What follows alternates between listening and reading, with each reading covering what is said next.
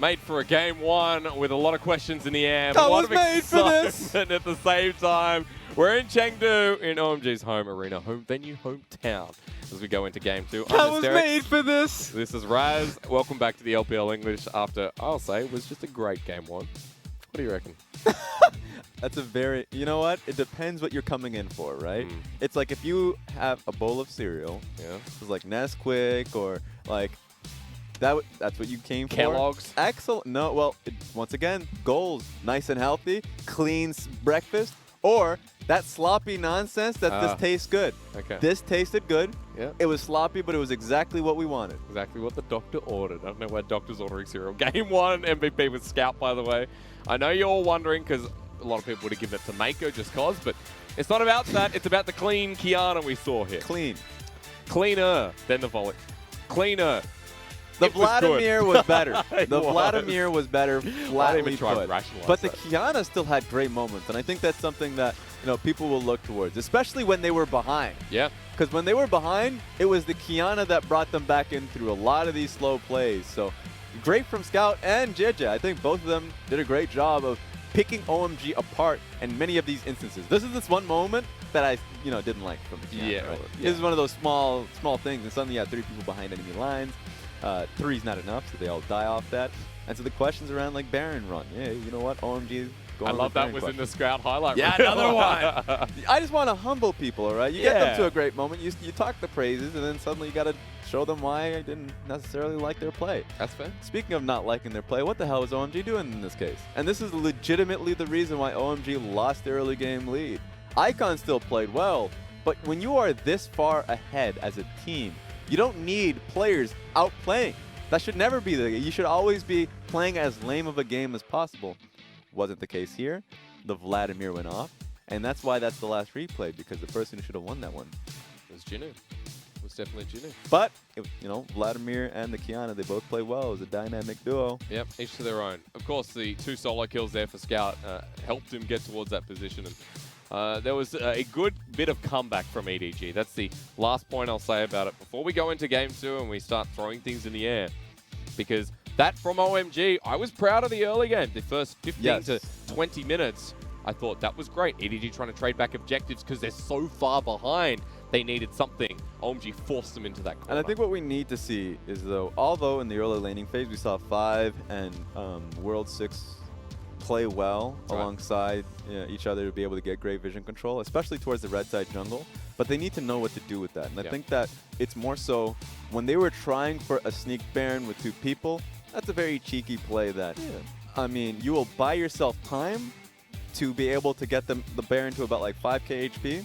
Then what most people do, most teams do, is then they start slowly bringing in more members, like 3, 4 man-it, and then you can complete it, and it makes it so much harder for EDG as a team to come and defend. Because maybe when 2 people were checking, it's like, okay, now the 2 of us know and we're in the area to defend, but that's still 2 people to the 4 or 5 of OMG. But the OMG recognized Poppy was still tanking it. She suddenly became 30% HP. The rest of the team were not clued into that fight. There was still a member wave clearing through mid, and so like they were all inning on a 2-man on Baron without anything planned out past that point. Because it was the ability to recover there from OMG was important. You can make plays like that when you're so far ahead, but at crucial times, EDG, you mentioned it in-game, the experience of some of these top-tier teams around Baron. It's hard to find yourself in a good position around it. Yeah, and right now, I'm going to say something, I'm going to compare OMG to an animal. Oh, what animal, right? Be careful. Be careful. What animal? I'm going to call them a platypus. Okay. Because to me, they're a majestic creature. Yeah.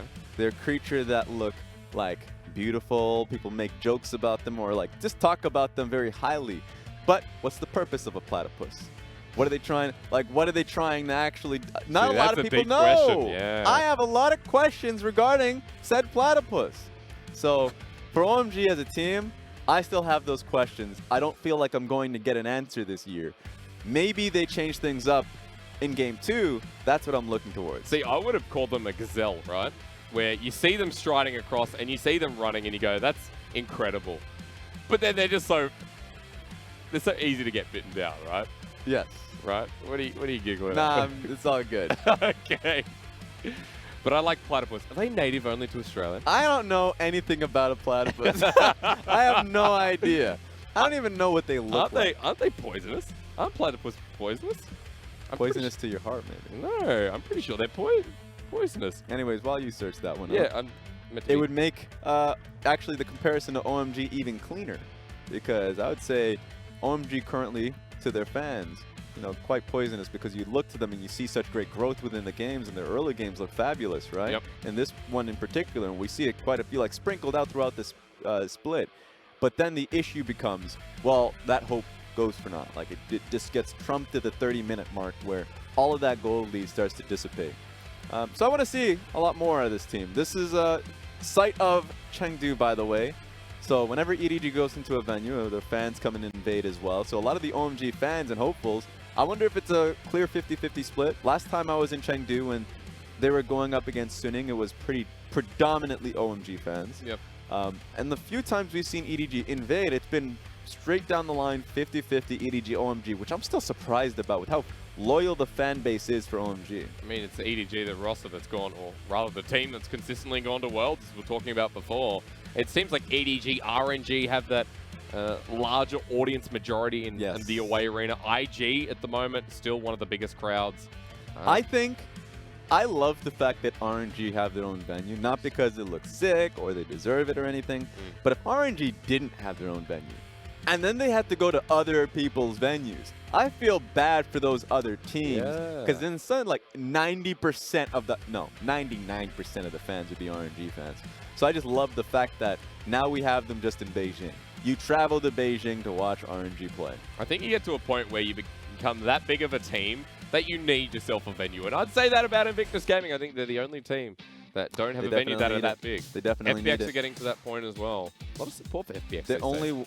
Look, the FPX support is literally just a year, because that year of which they have Doinby. Okay. Past that, I mean, they have great, like before he came in, they had great Cool fans. Cool when he joined the team, that was wonderful. They still have Gimgoon fans, because people just love Gimgoon. Like, if there's anyone that's also just a personified platypus. Anyway, let's throw that out there. Can't kill humans, by the way. Can kill dogs and cats, apparently. There we go. But it has venom. Man's best friend. Venom. And then past that, like, Gimgoon had the fans. LWX and Crisp always had their fans. Yeah. Just a small, like, fan base that were loyal to them. But now then Doinby came into the team, you're right. It just blew up, because Doinby is an incredibly successful streamer. He is an incredibly successable player domestically. Very big personality, yeah. Exactly. So that makes it easier for them. I wouldn't give him, like, if we're just talking about, like, no, now we need to give him a venue and all that for that. First of all, that's not what they're decided for. Give them a venue. We don't make decisions. You have this many fans, you get a venue. But that's just a year. We don't know what happens year to year for these organizations. We're in OMG's home venue, and they need a win here in front of their crowd. A win that will decide how their summer goes from here on, because we said this was a defining series. And OMG showed us that in Game 1, but EDG taking it out. Now we go into a Game 2 with same side selection, similar bans, and similar priority here from OMG. Silas is open. True. Surprised. I think it should be picked up. I think it's a great jungler. I think it works very well versus the Gragas, by the way, so World 6 has an opportunity to pick it up. And they got a pretty damn good buff in 9.14. Has better wave clear, far better wave clear. Early stats got improved on Q as well. I think across the board, he's now suddenly a laner and works well as a jungler. And the Abscond Abduct in the first channel of Abscond, you block out all magic damage for 2 seconds. Now that is stupid. That is ridiculous. So he needed even better into the... Well, yeah, he did, but... No, he didn't. Maybe, but that was too much. He was already a jungler beforehand. I was lying when I said that. But I always love myself laning Silas play. Yeah. People like Maple in the league. I know Icon in the past has preferred things like the Corki, but we don't know where it's going to go. Still open. They went for the Kiana Gragas once again on the side of EDG. I mean, if it won the last game, it makes sense to bring it back in. That was my first thing. But remember, they were pretty damn far behind last game. Yes. But it makes a lot of sense. I love the fact that they can actually just go back to a Kaisa pick, at the end of first phase. They don't want to lose too much going into second phase, so it makes sense to pick up their AD carry on the third pick. Now, here's a pick that we have not seen much of lately. The Sivers disappeared a bit here in the LPL, but Crystal, Sivir, in the past, Ezreal, the Draven, these are his 3 champions. Yeah, we look at something we're talking about. There we go. We still don't know if it's laning Sylas or jungle Sylas. Very true. I'm expecting it to be the jungle Sylas. It works well versus the Gragas. He not only cancels the Gragas dash when he wants to try and engage with the Abscond Abduct. The Abscond part, the magic shield, perfect. Like, that's already it. The Conqueror, he just tears Gragas to shreds. I think it's a very good matchup for the Sylas. It makes sense if World 6 picks it up. And look, EDG, as confident as they are taking the Vladimir, and that's another champion where it's damage, and the earlier portion's going to be denied by the Sylas. So far, so good once again for OMG as we go into the second phase. Yeah, they draft well. And that's the thing that hurts the most to say. Because a lot of the times you want to give the excuse to OMG. You want to say, hey, you know what? Their draft's bad. If only they had a good draft, it'd work out so much better. You want to say talent. If only they got a better player, they'd work so much better. But they have great players. Yeah. They have a good draft. A lot of that is just that next level. You want to be able to see from the team to just close out leads that they have. Like Game 1 draft was such a good example of that. And I love that you touch on that because for OMG, comes down to execution. So far, again, I use the same word, so good. As that second ban phase is just going to show us more of the support bans, more the comfortability taken away. I use the same word. Yes. And then you say so good. Yeah. 2 words. That was the same word. Yeah. It's my accent. Oh, yes, your accent. Go back to the Australian accent excuse. All right, buddy. You said you couldn't understand me this afternoon. I walk in and you're like, what are you saying? Yeah, man, that's not my fault. It's a little bit in column A, the accent, a little bit of column B, which I'm not going to come into. I was like, I want to narrate stuff. Raz says, I can't even understand you. That's life. That's rough. EDG, let's come back to this because it's the same old.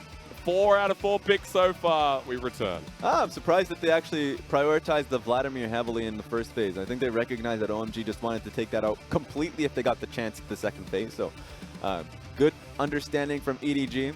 I just want to be able to see what that last pick is going to be. Would have to be the support. And remember, the Gragas is not going to be like I think the 2 best Gragas players in LPL are Meiko and Ming. Yes. So I would expect that to be the Gragas if possible. And it also sets up for the Kai'Sa ultimate as well in the laning phase. So I'm just going to throw that out there. Okay. It's possible. There's also an opportunity that here on the side of OMG, just take your eyes back. They were looking over the Yasuo now with the Sylas jungle. It's pretty much the same interaction. Ignite is put down mid. I'll just say one thing what they could do, though. Okay. EDG could improve the Volibear win rate even more. Oh, yeah. Forget OMG. I don't care that's an Irelia. Who cares? No, they're not interested. They're not interested whatsoever. It's okay. Okay. But taking a look at the 5 picks that OMG have, I mean, across the board, it's the same idea that they had in the last game with much better wave clear coming through from Crystal, which you like. And thinking even harder here. Basically the same idea, actually. It's literally just an additional wave clear that they were able to have and better skirmish from the jungle. So I think it's going to be much easier from OMG if they're behind to come back through because they have more windows with the wave clear that they'll be able to push through mid. And then, of course, the Abscond Abduct pick potential that they now have in their midst. And I'm more excited to see the volatile matchup in the mid lane too. Now, let's wait another 20 seconds because it's been common to see Corki taken into something like the Vladimir.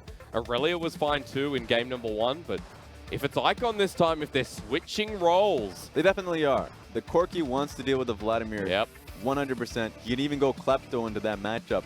While the Irelia versus the Qiyana certainly is better for the Irelia. Bruisers are the bane of the Qiyana's existence. So there we go. We're going to see another Corki top lane game. Well, here we go. All right. Curse going to pick it up. And Curse has been that Irelia player. So just to see it swap around in terms of the dynamic of the players themselves speaks something to this top laner who has an ever-growing champion pool, by the way. Yeah, Curse is, I think, a blessing to the organization. I said that about Ale. I'm going to say it about him. And I might even say that about the next top laner that comes into the OMG roster because they just can't retain talent. Yeah. But I think Curse is great. He's had amazing Scion games, and he's been great for his team, a wonderful frontliner. He's been a great playmaker for the organization again. And I love the fact that he's able to have now time on the main stage in Premier games to now have that experience. So that's not going to be ever used against him. I think this is going to be great for him as a developmental year. And maybe he's going to come into this game and just be that primary carry. He needs to be OMG against the fence once more. And for Curse, it's so hard on this roster to stand out over the star of Icon. It's always been the case. But he's managed to do that, show his individuality. And OMG need to lean on that. They need the strength of the solo laners to push them through and make the potential of a Game 3 there as we head onto Summoner's Rift.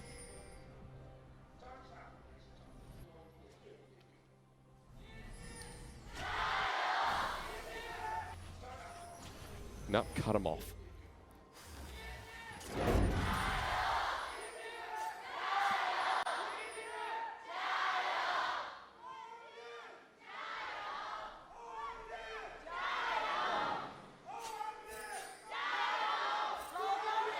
Oh my goodness, they got louder off the third chant. You know why? Because the EDG OMG audience combined for the LGD chants and become one. You're right. So that's really unity fair. right there. Yeah.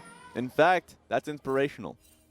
I know Sheen the other day was, or BP, excuse me, was asking, hang on, I'm going to hold that thought, because Curse is going to be in a lot of trouble here. There's no Terror Shape taken just yet. Of course, the Edge of Exile first. Curse is burning down, and Scout here with the Ignite. That is not the start Curse needs here in this top lane. That's a yikes.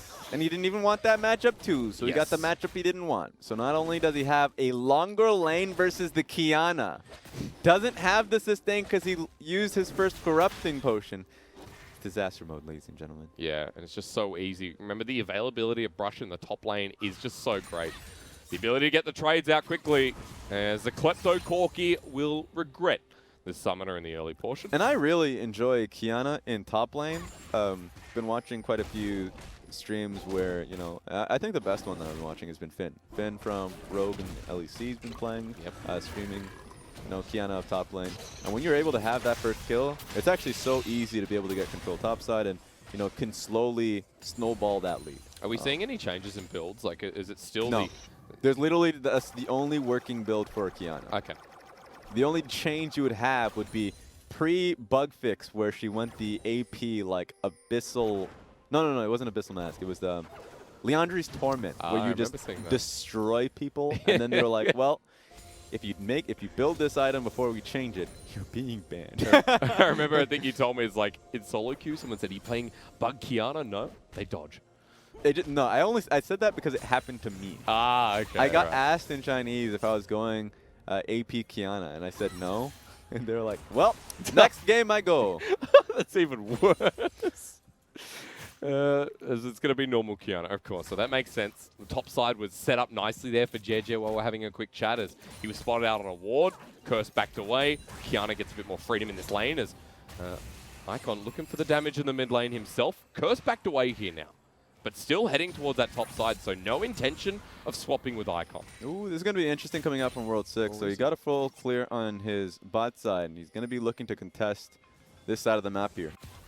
As we continue forward, World 6 here towards the enemy jungle. There's going to be a gank coming through as Jiejie's not here yet, but the headbutt pulverized onto Crystal. He flashes immediately. Jiejie's there, looking for the melee range. Will he find it onto Crystal? He saves it. He waits. He flashes. He's away. Fired there. The body slam onto Curse. They change their targets, but they're outmatched. OMG have done it again, and Meiko is going to be the beef at $4.99 a kilo. Cheap and does it the way that OMG like it. What a perfect teleport that was. Right behind, and there was no exit strategy coming through from the Gragas. A great response from OMG. The first time in a long time. And they do it again. This time, though, iBoy stuck around for too long, and underneath the turret, he's going to regret this. He flashes away. He's trying to duck and weave, but Rocky Balboa World 6 is after him. Take that. Oh. The stairs don't look so mighty. He gets knocked up, and he survives.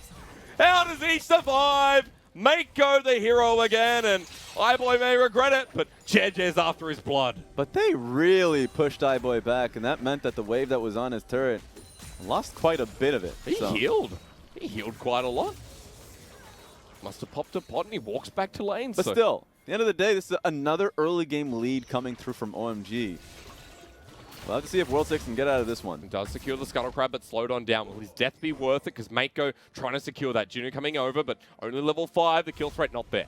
Yeah, I think they timed his Upscon abduct on that one, recognizing he would be able to get out of that one pretty easily. No magic damage there, Paz. Well, it was more so the dash on that one. Okay. The dash is definitely how you get out of that one. But you're right, coming back to the point again, OMG make this bottom lane dive, these bottom lane TPs work out once more. 4 members towards the bottom side and rinse and repeat here. Oh my god. Yeah, the fact that they went for this fight was very difficult for Crystal. I like this from the Braum just blocking the Gragas and forcing him to fully come in, like melee range to make that happen. And then Curse not only blocks the Gragas out, the great response coming in from World 6. 2 kills off of 1 counter gank coming through from OMG. Hey, it was almost 3. iBoy only got out by the slip of his health bar and was able to return to lane, but at a deficit here in the bottom side. The Sivir set up here with Cull, Crystal and 5 in a good position once again. CS lane, CS advantage. Mid, towards the top side, it's even. OMG with an early gold lead once again. Yeah, this is looking great for OMG. And I think it's easier for them now to snowball a lead, knowing that iBoy and Meiko are going to be underneath tower for quite some time. Icon, as you previously mentioned, has a CS lead, but he actually just can outright shove and heavily harass Jinoo as well. So him coming bot side with World 6 is a massive advantage that OMG should be able to play through. I mean, although they're not set up again due to EDG getting that control ward at the pixel brush, getting a deeper ward there. They're not looking there as well as Human Play gets dropped on down here. They want Icon instead. There's the ult out the return. Icon finds one. That's the Conqueror's starting to stack up. Excuse me, press the attack as Jinoo into the puddle. Will get the Crimson Rush, but the flash away Icon might be out of there. The edge of X-Style. The ulti slows him down a little bit. The Brush Maker. Ignite. Icon's running. The flawless duet. Can he make the grand escape? No. Scout stops him, but Icon had the flash of the past up. Icon was in just such a weird position to begin with. Just essentially trying to clear a ward on his own on that one. And so, of course, he should have died in that situation. Plays it out well, gets that first kill, and a better roam from Scout because Scout, the Qiyana, is just such a great chase down champion. So there's no way you can be able to get past her unless if it was a blast cone in the area. But even to get the trade-off kill there, respectable from Icon. A great set of plays that comes out with the Aurelia getting a kill. Still has the CS lead, but now it seems that, are we going into different laners? Is Jinoo just there to clear the wave? It seems like it as Scout is going back top. This will be important. Lane allocation here. Curse is heading back. He's just admitted he's going into the matchup no matter what. The Vladimir's going to disappear and go back mid? Yeah, I'm fine with it. I think that Qiyana wants to get the best matchup for herself, and they're trying to essentially give Scout as good of a lead as he could. Yep. So works out well for him. Because meanwhile, the lane swap is happening, though, again. That the wave pushes out. Icon able to move towards that bottom side river in front of the dragon.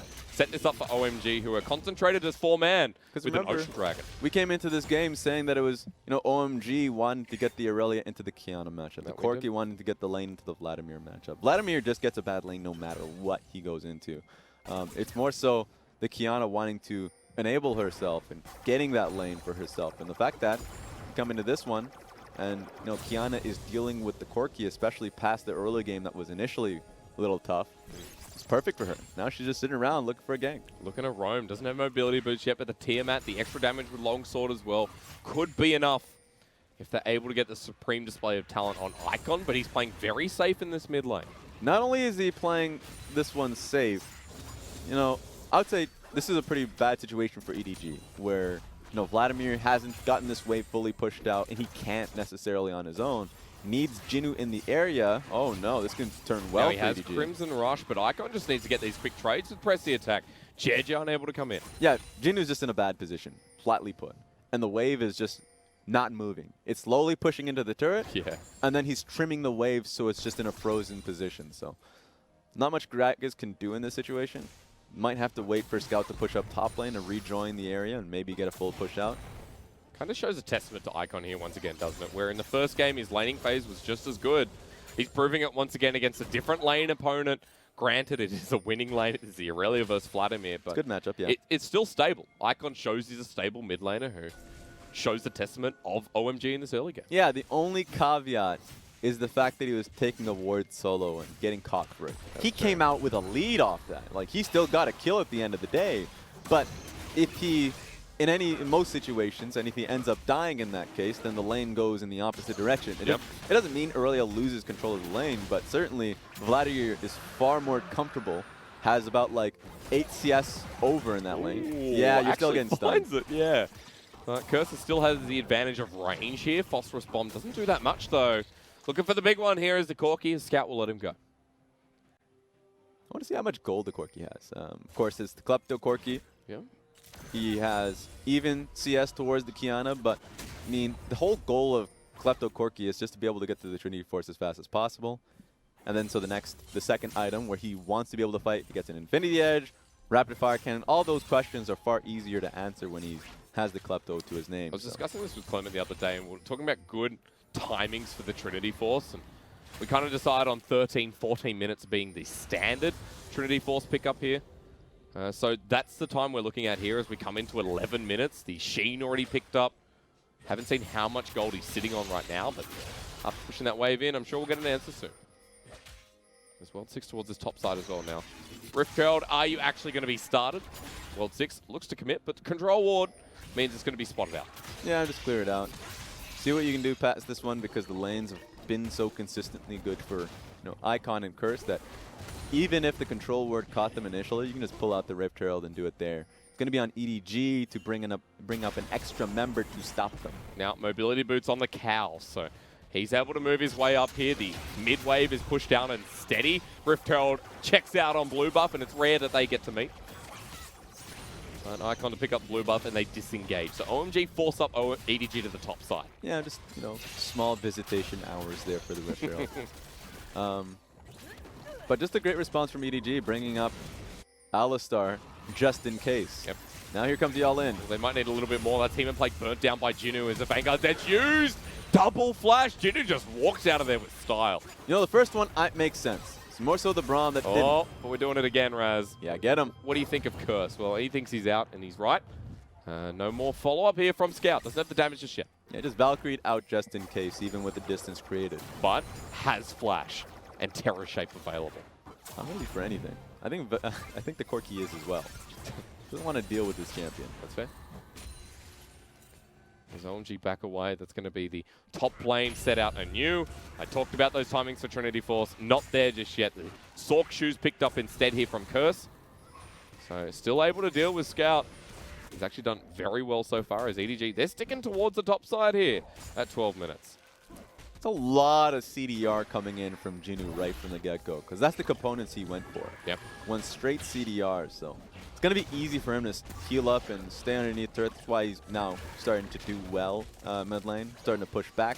He may still be 30 CS behind, but we've seen consistent games with the Vladimir. In fact, just the last one for Jinoo's been the same case. We've seen a lot more of the two components of Spellbinder, Protobelt picked up first, and with those components, maybe the ability to start as fighters. Scout almost gets caught out here by Curse and 5. Yeah, you just don't want the fights happening too early on, unless if they find this pick. Instant flash from World 6. The flash from Meiko. He headbutt pulverizes Curse, looks himself for the trample as iBoy teleports in, and Rift Herald secured. 5 versus 4. Jinoo doesn't want to take it. He's into the Sangawine pool. World 6 has the ultimate from Kiana. He can use it here, but they wouldn't have a way to follow through. They have no vision around the wall as well, so they didn't know how many members of EDG were there. But this certainly turns into a really good EDG play. Look at the positioning here of OMG. They want to pick instead. They have the Corki just to be able to pick up that top lane Rift Herald when it gets pushed into the second turret. Yep. Question is more so on how OMG can respond to it, because if they can't get this mid lane outer, then it's 100% worth from EDG. Scout unable to pick up the top lane outer as well, so at least mitigated from OMG, but through the mid lane, still standing. Oh, Plays no. mitigated. Meiko wants that take him himself. Curse is like, oh, damn. Into the wall. That's the ult into the turret. The execution from Scout to flash forward. He needed the auto, but Meiko doesn't die. That's what happens when you spend your life in a pastry. Beautiful stuff from the cow. I was going to say pasture, but you know what? I thought, I feel like a meat pie right now, and that's what overtook my ambition. Is Scout will get the turret after the play. And I don't regret giving you space on that one. Just letting that one air out. I had to correct myself. People think I'm crazy, Brad. Yeah, they think you're crazy. It's good to be back. It's been 3 days since I casted with you. said 3 days, it's not enough. As Scout got the solo gold there. So we're back to contention here for EDG. The difference this time is that it's much earlier into the early game where EDG have found their impact back through, and more to the testament of them rather than OMG letting down the ball. Yeah, and just to kind of reiterate the composition EDG has, since it's the second time they're essentially running the same idea, which is team fights, great. Playmaking, excellent. The Gragas and the Qiyana should be working fairly closely alongside each other. Essentially bursting or blasting someone to a wall to set up for the Qiyana ultimate, which sets up for the Kai'Sa. And if all of that goes to hell and doesn't work out, they have an Alistar in this game, so the playmaking potential is even more engrossed. So right now, EDG's composition is great for team fights. OMG's composition is pretty damn good pick potential, and if they have a straight front-to-back 101 by the book team fight, I like them even more. Well, they've been set up for that here in this game. As down towards the Infernal Dragon. We're going to see one of those fights shortly. As package was used here by Curse. Now towards the bottom side, EDG were waiting for Crystal, but he's not going to be fooled walking into the brush. OMG have a response in World 6 and 5. I don't think OMG has a good enough response to, you know, the setup around Dragon by EDG, is my concern. Also remember, it's Duskblade Qiyana versus no Trinity Force on Curse, so there is the item advantage for the top lane here of EDG. Bad situation for OMG. This should be a pretty easy start by EDG to pick up this objective. And if you look at Qiyana's positioning, against a wall, no doubt. Flawless Duet not going to tag him before he goes in. And they're allowing mid lane being pushed out by the Vladimir, so this setup is perfect by EDG. It's going to have to be OMG shoving EDG off it. The longer it goes for, the vision will be cleared out pretty easily by EDG, and the Dragon buff is going to be picked up by them. Still just so heavily contested. Jinoo in the mid lane sits there patiently. Meiko looking for an avenue in once again, and iBoy's now joined the fight with Manamune in hand. Using those walls for the advantage. Scout has a great ult here if they walk in. I wonder when they're just going to go for it. Like, EDG, how comfortable do you get? That ward in the back of the pit, now being spotted out. That took a while. The OMG roam squad, just take a look at them. Who cares? I mean, look at the side lanes. It doesn't matter right now. See a hero, run straight towards them. Another one gets closer to you, change trajectory. Yeah. It's not very subtle, but it's working out well for them to at least force EDG's hand. They clear mid, they walk back. We're doing it again, but this time EDG is thick of them. They walk in! They lock everyone down. That was so easy and by the books. OMG walk in, put their hands in the air and say, I am not a croc. I'm gonna let that air out too. But for all you Twitch users, clip that. And for the users from like YouTube, replay that. What was OMG's intent? What was their goal? What were they trying to accomplish? They were bouncing between mid and Dragon consistently. And when EDG were in position to rotate to defend the ladder, it was OMG getting confused on what to do, and they're going back to the same damn goal. The team fight couldn't have gone more perfectly for EDG. Because it was incredibly predictable. Yes. And OMG didn't have a solution. They didn't have top lane pushing. They didn't have bot lane pushing.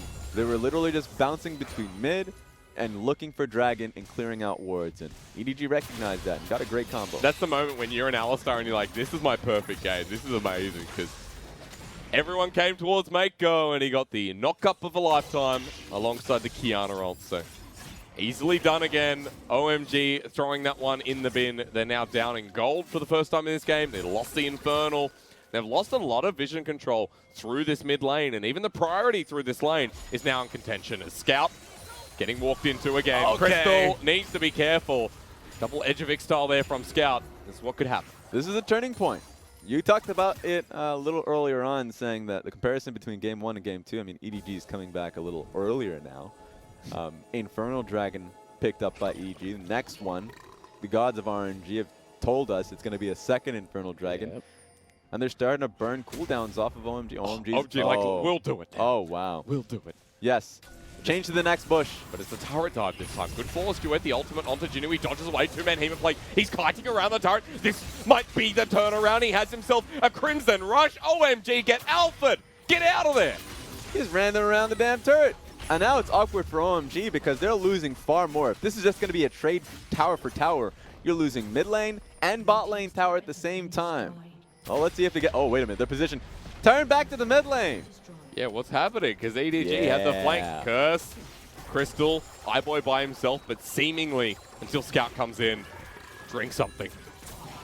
Yeah, a bit of Harbin in the belly of Jiejie, but they won't go in. Yeah, I'm a little bit sad that nothing happened there. OMG is a little bit too close to the left side. Yeah, we've had some action in this game. I mean, this series has been action-packed. For good reasons. I think, I mean, OMG, we've been seeing the same things. EDG, on the other hand, no, we've been seeing the same things from EDG, too. I feel we should have higher expectations for EDG, and I do, certainly.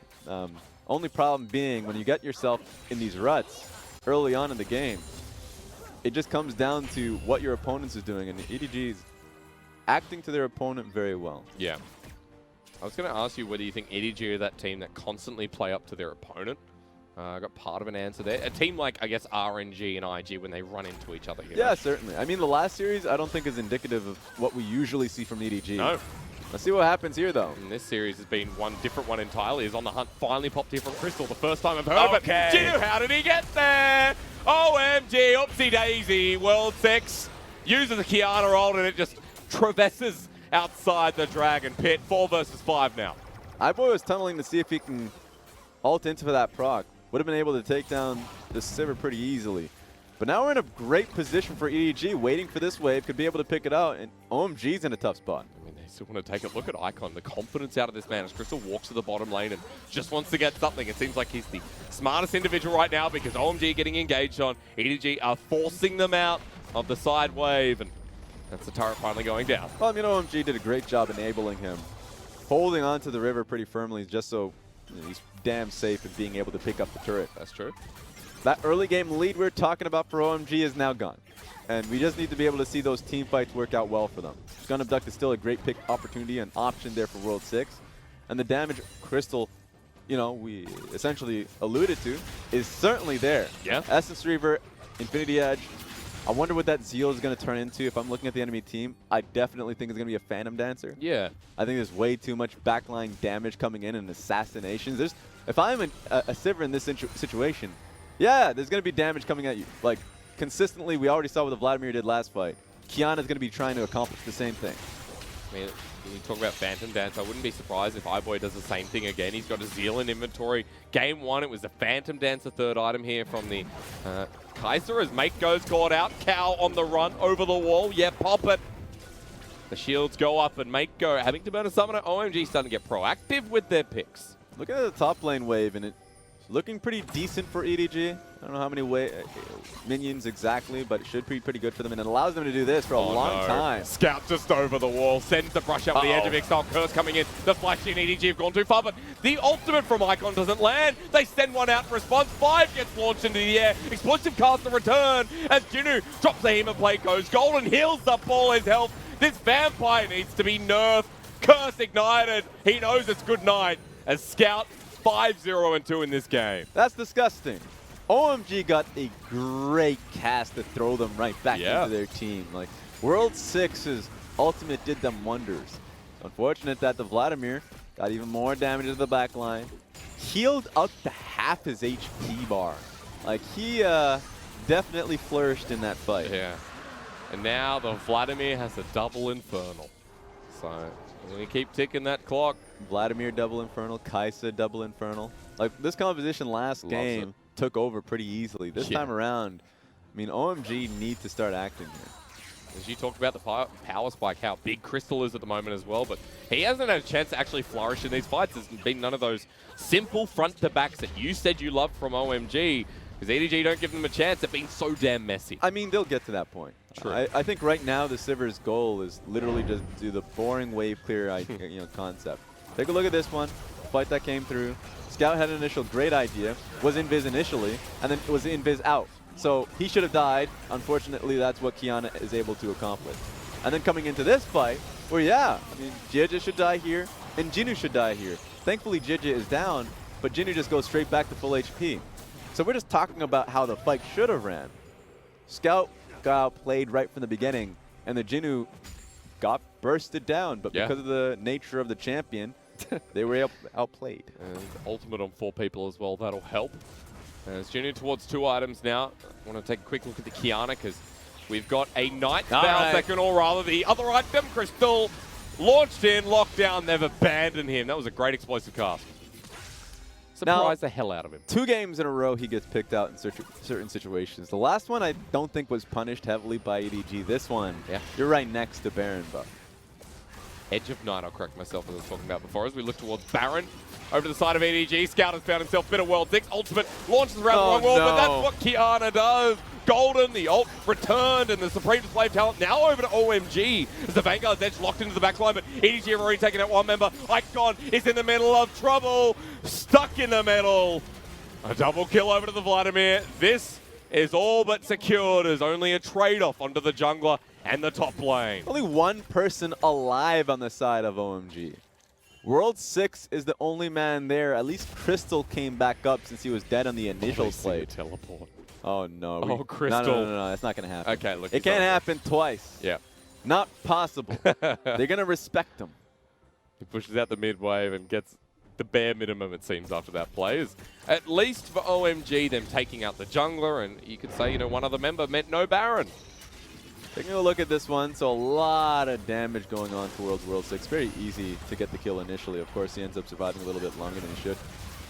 So this is where my concerns come in initially from EDG, but the sustain that Vladimir ends up having puts him back to half HP before he even has Crimson Rush. So it's a sad day for that one. Fun fight in the end as well. A League of Zhonya's, it felt like in the end too. 3 appearing on Summoner's Rift here in this game. And we're back to square one. The Baron dance continues with OMG poking their head towards Vision. They just need to clear out the Vision that EDG put down. Yep. The major concern, if this goes on for too long, then focus will start to go on towards the Dragon. You don't want EDG to get double, Infernal and then a Mountain Dragon after that. It's pretty unlucky on the side of OMG, and at this stage, they need to be able to execute well in these fights. At least the Phantom Dancer is there for Crystal, so shouldn't be able to get picked off too easily. The problem right now is that Jinoo's always on the move. This is another 3-item Vladimir that's set up in game 2. And as we walk towards the Baron, Jinoo now joins here as well. 3 items in the top laner as well. Scout has himself a GA, so this is a really hard comp for OMG to outmaneuver with a disadvantage in gold. See how they do it. I mean, at this stage, you would want Icon to start the shove in bot side so they at least have a wave in their favor. Yeah. That's always how I want to be able to see this one play out, because if they group up mid, then they're only just deterring a Baron run by EDG, but you want them to at least have some playmaking in their kit. So they're going to have Curse start pressuring the side. But that means EDG, they press the go button here. Icon sitting off to the side, and Jinoo, the flank once again, doesn't hit himself, the old flawless duet, and that's the Hema Plague down. The Aurelia is burning, bleeding, sent to a corner. 5 flashes away, and EDG have done it again. Another 4 versus 5. Just give your side laner time. Be patient. That's all I want. Curse was doing some great things for your team. That's the 2nd time in this series someone's been caught out in that exact position too. And that's probably the 3rd time that Vladimir came in that position. Yeah. You should be prepared for that. So, I mean, EDG, great work. Bless them. The Scout's in position for a flank. I mean, World 6 needs something brilliant here. They need to find a flank. They need to find themselves on top of the Baron, but Scout hasn't been spotted out. Tagged away. 3K, they got 2K. this. They've got it. The display of talent spreads around the pit as well. On the hunt, Crystal is out of the hunt. At least EDG have slowed it down for themselves. They really simplified the game to having Vladimir be prepared for the flank, and he's been doing a great job at that. Whenever they set up towards Baron, the vision control has been solid, and the Kiana has always recognized her role in that one, even ducking and dodging a lot of the skill shots being thrown her way just so she remains healthy enough to keep her position there. Yep. EDG, we call them a machine for a good reason. With all the members coming inside and out of the team, they still remain fairly disciplined, or at least to the game plan. I want to see what we get here from OMG to defend this run. Yeah, but it's a really quick push. They didn't see iBoy walk up here. He's waiting for someone to walk into the lane, but the turret's just as good here for EDG. They've got full control of the blue side jungle alongside with it. And although the bottom lane is slowly shoving in for EDG, they're just going to get so much out of this.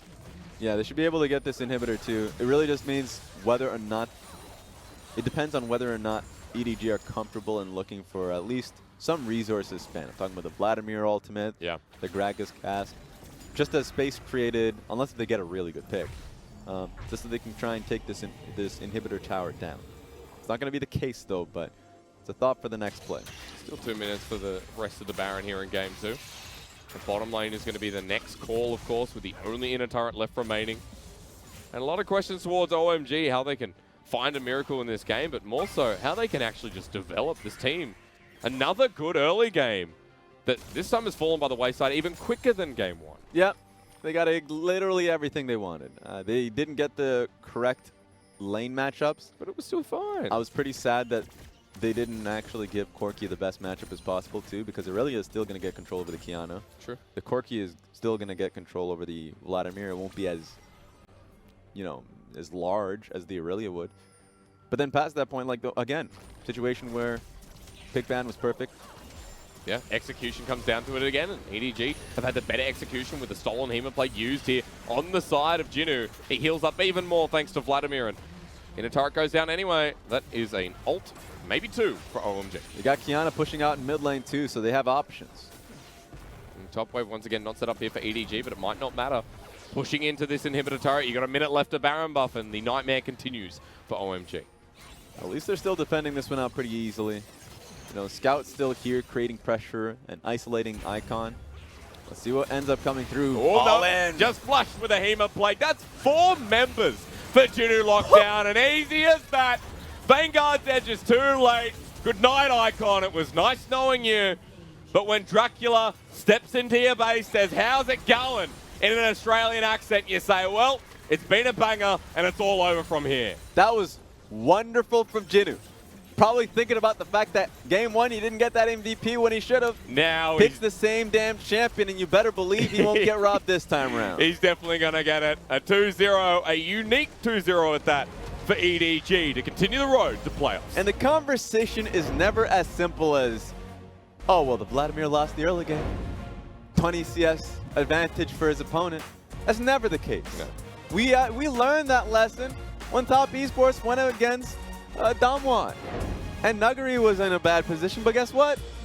He's solo carried team fights. The Vladimir will be able to dictate the flow of games for, you know, the teams that are able to slow the game down. And OMG, look, they had great leads once again. They weren't able to really do anything with them. And then the most iconic moment this game for me was when they were bouncing between mid lane, turret, and then towards the dragon itself.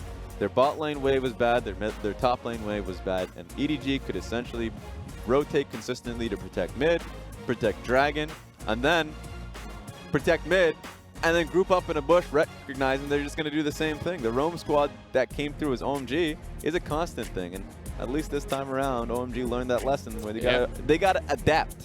The very hard way. While OMG fans will be displeased, EDG fans will be surprised and happy at the same time. Mixed emotions, I'll say, for EDG fans. EDG fans could never just be happy. For good reason. For good reason. Reasons like these. It's still 2-0 though. That's why, you know, if North American fans wake up in the morning, take a look at the thread and say, oh, EDG's looking good. And that's all that matters. Yep. Tell that story. EDG at the end game had such a large goal difference. They look good, and I will say though, Scout. No, they don't. Scout looked That was a good. joke. Scout and Jinoo, I don't care. You didn't just wake up. You were with me this game. Singular elements still look okay. Yeah. Of course, wording comes into it. Wording is important, but it's still, they're still a better team than OMG. Yeah, the okay? players are important here, I think. Yes. I think you're right. Scout had a great game on this one. Certainly, Jinoo had a standout performance. Yes. I think there were moments in which we needed to see better from iBoy and technically Meiko. Yep. From the series. I'm just talking about the series standpoint. But, I mean, OMG were asleep at the wheel. And I think a lot of that comes down to not overthinking the situation. And I think when you pick up more losses, this is one of those things that are just compounding. You pick up more losses, there's a lot more stress in the gaming environment, but also just on stage. decisions that you would usually be making correctly within the scrim environment are not decisions you're making well on stage, and you're incredibly, like risk takers. You can look at all these players and say, yeah, they're certainly risk takers in scrim environments, but they weren't risk taking in this game. No. This game they were like, we got to play it safe, guys. Respect the opponent in multiple situations, and so their lead were just slowly getting chipped at. At the very least in game 2, it felt like EDG were more of the... Although OMG walked into that brush, and you know that was the one defining play, which I think OMG threw it all away. Yeah. At least it was more under the control of EDG when we got to that mid-game point. It Yes. was more the proactivity in game 2 rather than OMG throwing it more out the window. They recognized how they could set up their plays to Right. be able to pick it up, and I think that that's something that will go a long way for EDG. Yeah. If our aspirations for EDG, if what we were looking for the team is to be able to like get some championship points underneath them, go to the gauntlet and make that run, then a lot of the times we look towards how they set up team fights and say that's their major strength. But they need to be able to get there. An old strength that they had was strong early games. I don't think they're gifted that anymore. No. Top esports, FPX, IG are now better early game teams. And so that used to be the strength for EDG, to have their early game, mid game be like something is always a strong point. Now they got to evolve as a squad to be able to be, of course, better team fighters and try and clean up their early game. Because we saw some of the best team fighting out of EDG coming into spring, right? Yeah. When it was Ray coming into form, when it was Scout playing some of his best League of Legends as well. That's why we were hyped up for EDG in spring. We come into summer, we have those same expectations with Jinoo in the top lane being equal to Ray in a certain sense. Yes, yes. And a lot of times, this is a great discussion about Jinoo and Ray, because coming into the split, I thought that Ray was the better top laner. I still do. I think, coming in from spring split, Ray was an all LPL top laner for a reason. Asha, the English side, thought that he was, second best to the Shy. Yep. And then on the other side, you had people who, put Zoom ahead of him. And I think that's a fair discussion to have. But, Jinoo really grew this split. I think he didn't have that opportunity to be on a major team until this time around. Yeah. We're starting to see how well he worked within the system. Pretty damn well. Yeah, it was a pretty good showing out of both games. It's just about wording about how he placed it. Because for OMG... No, he played very well, I think. Yeah. Every time in bad matchups, too, and he was able to come out of that one. But this was a start for EDG. In layman terms, this was a start because coming up next is Jiejie. That's like more of a start. Yes. But then the matches that will define where EDG sit in playoffs, if they can make it there with top esports and Suning as their final matchup. That's going to be fun. That's going to be fun. I think those two sets, specifically the top esports set, will define to us how strong EDG looked like going into playoffs. We need to see that. If it's because top esports blew LNG away, absolutely blew, tore them to pieces, and then I don't know what's going to happen with top esports and RNG. That's a match of the week we'll be seeing later on. But depending on how that goes in the early game, EDG has to be able to prosper early. They need to be able to fight back on that. That's why at least moving through OMG and then Jiejie will be like a warm-up. Yes. You could say. Yes. And I know that's rude to say, but I don't care because like Jiejie is the warm-up, top esports are the raid boss, and Suning are like that boss that people think shouldn't be after the boss, but you're like, actually, he's pretty strong. It's funny, whenever we set up these kind of discussions about these games being warm-up for the teams, and I've done this too, then we've all been a victim of this, where we set up that expectation and it's like the 14th seed team ends up picking up the big win, right? And you're like, that's great. I love being wrong in this instance, but it's only when we make that curse happen. It's only when we say it. When we just let it go, then it's like a 2-0 win for a lot of the top teams, and EDG in that case. But we'll end up seeing, a good example was IG versus Team WE. Team WE is a team that's going for that run. IG is a team that right now you still expect them to be top 3. Yeah. And I want to see where EDG stacks in that. There's a lot of questions in the league so far. However, throughout that game, there was a lot of good moments. A bit of a FLICKR for you if you're out there just having a quick look, because I have a package for you, Raz. It's a package of OMG getting slaughtered. Mostly Jinoo doing the slaughtering here. That's right. Is my expectation multiple times in these fights. And this one was an interesting one. Trying to this one should have been so much better for OMG. Right? That was a good explosive. Take a look at the Kiana going into the fight. That was actually before. Yep. Going into the fight, being able to get out, traverse right back in with her bush element. And it's nice to be able to see Scout recognize how to join team fights outside of vision. But past that point, didn't look any better for OMG. There's Crystal getting caught out as well. There's a lot of questions there, but Scout having another good Kiana game. That's what I'll add to it. While Jinoo had a fantastic game himself, the double Qiyana back-to-back from Scout was a very strong element here for EDG. And they went back to these compositions to support Qiyana in team fights. Yeah. And make it so, like, the only question I ever had on Qiyana is being able to set up for her ultimate. And I thought it was a lot of it was just situational, right? If you're in a pretty open environment, it's going to be difficult for you to make your ultimate worthwhile. But the Gragas answers that question and says, actually, this is going to be a straight combo.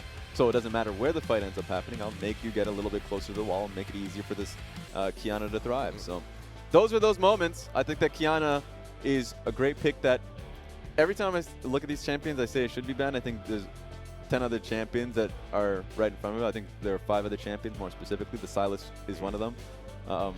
So we'll definitely see a lot more Qiyana in the future, especially for Scout. I mean, good to see him on something that supports his style. I haven't seen enough Scout LeBlanc, so that filled the void, at least for that series. But OMG, EDG away. We move on to LNG Top Esports. Right after this break, we'll get your MVP after this as well. Make sure he's not cheated. Short break, then returning with that.